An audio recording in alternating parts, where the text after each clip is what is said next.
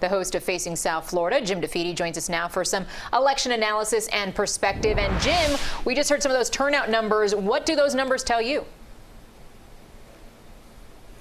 You know, it's fascinating to me because I think we just need to take a step back and celebrate the fact that people are voting in historic numbers, not just in Florida, but across the country. This is a good thing. I realize that we're a very divided nation, that we're a very angry nation at times, that the two sides can often be very bitter in terms of how they view the other. But I think it takes a moment to sort of say we're doing a good job actually turning people out to vote. The numbers are fascinating. I mean, look at just in Florida already.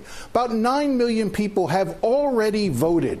There were only 9.4 million votes cast in the 2016 election. We'll blow by that number. We're probably going to hit 11, 12 million people will be voting in the state of Florida, which will set a new record. So the fact that people are voting is a very promising sign. This is what you want. We're seeing it not just in Florida, but as I said, breaking records in Texas, in Pennsylvania, in pretty much every state. This is what the democracy is supposed to look like, and so far, everyone should be heartened by it. All right, Jim, what do the campaign needs to do tomorrow, Election Day? Look, I think we tend to sometimes really overcomplicate this race. I think this race has been very straightforward from the very beginning.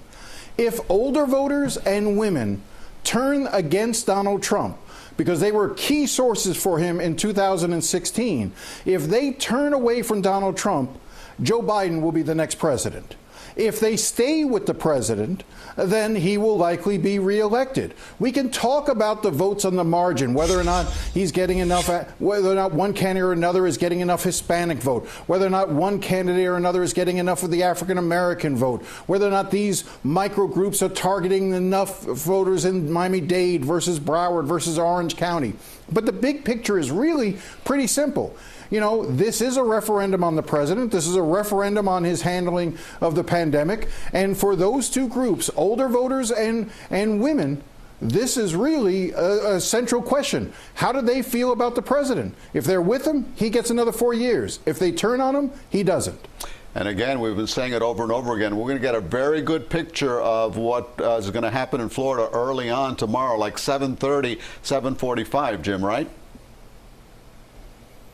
No, we will. Because so many people have voted early, we're going to get those numbers by 8 p.m. We're going to know a lot, including in those congressional races and other races. And we'll be here covering all of it. So will you. Jim DeFede, thank you. Here's